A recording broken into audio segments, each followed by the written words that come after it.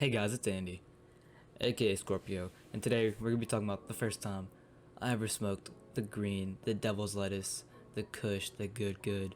So, yeah, let's get right into this.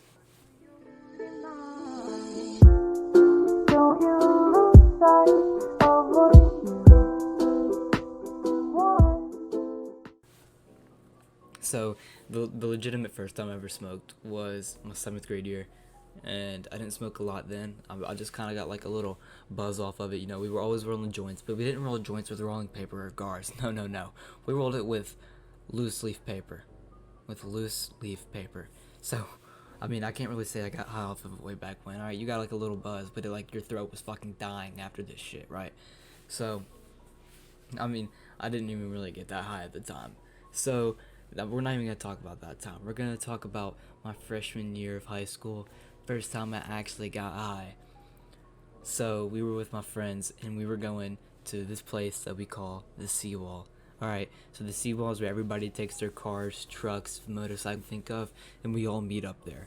So, before we got there, my friends were like, hey, let's smoke. So I was like, let's do it. I'm down for anything. So, we're going and we pick up one of my friends and he has his pipe and he has about a gram and a half of weed, fills his pipe up with it. All right, and it was a pretty decent sized pipe, so he was able to fit a whole gram and a half in there. But keep in mind, it was grinded up, so it was like really thin and really easy to put into the pipe. So I'd never smoked out of a pipe before, so I didn't know what the fuck I was doing. They were like telling me like, okay, you gotta put your finger over the carb and you gotta light it and then take your finger off and inhale all of it. So I took a good 5, 6, maybe 7 hits out of it. And keep in mind, I was a fucking lightweight at the time. I haven't smoked since 7th grade, 8th grade. I didn't even get that high because I was smoking out of loose leaf paper, right? So we were on the way to the C1. We were going to pick up some other people. We picked up like 4 or 5 other people. And that's whenever it really started to kick in. All right. Whenever I stepped out of the car, I remember looking outside and the world was swaying left and right. The world was just going, bro. The world, everything was different. I felt like I was in a dream. I thought I wasn't awake, so I was like, okay, I'm just in a dream. For a while I convinced myself that I was dreaming, right? So I was sitting in the back. They had so many people up there. I was like, I'm just gonna sit in the very back because we were in a forerunner, and there's this big back area and you could lay down back there basically. So I was laying down in the back and everybody else was in the seats and I was just like fucking clowning around. I was like, yo, dick and balls, and everybody would start busting out laughing and shit.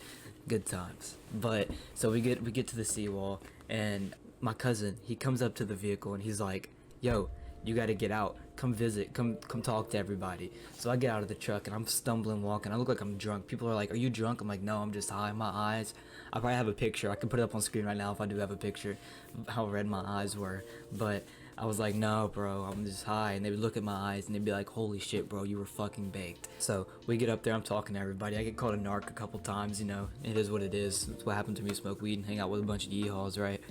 So we get out there, and there's this dude in this truck that has a train horn. He has a train horn in his truck, and it scared the fucking shit out of me. Like, I was like, yo, why is there a train out here? It's about to go into the water, and everybody was dying. We were clowning around. You know, it was a good time. It was a good time.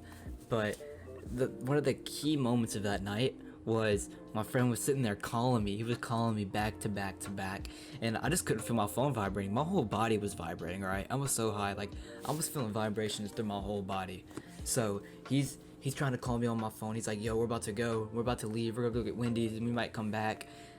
They never came back, by the way. I had to get a ride from somebody that I didn't even know. He was trying to call me. He left me like 4 voicemails, like, "Yo, if you don't hurry up, we're gonna leave your ass."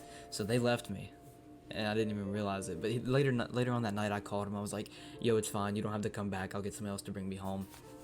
So it wasn't really that big of a deal. He was still considerate. He still was gonna come pick me up and bring me back. So I'm not gonna make him look like a douchebag here.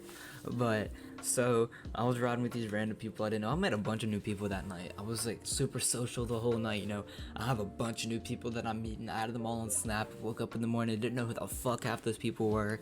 So I mean, I didn't black out. Okay, I don't black out when I smoke. I don't know anybody who does.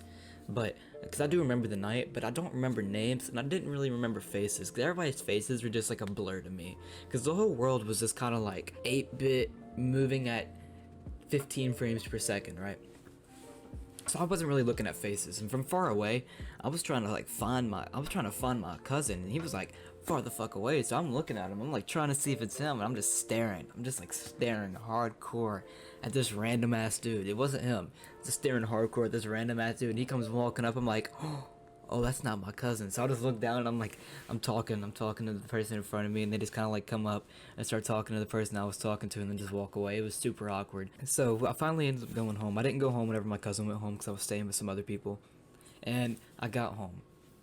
Now, whenever I got home, I was really trying to hide the fact from my mom that I was high. So I was like walking inside. I was trying to play it off so cool, but like at the same time, I just fucking wasn't. So I walked straight to my room. Luckily, nobody was in the living room, and I walked straight to my room and I just lay down. My mom decides to turn the lights on, and she just looks at me and she gives me that look like, "What the fuck did you do tonight?"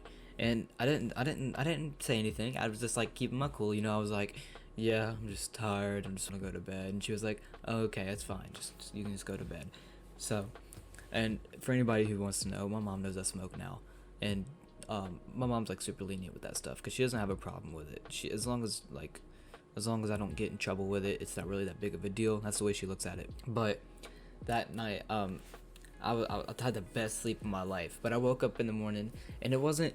Well, after you smoke weed, if you ever smoked weed, you know that feeling where you smoke at night, you wake up in the morning, and you kind of have that drowsy feeling, and that's why you want to smoke again. That's why you want that wake and bake. It gets rid of that feeling.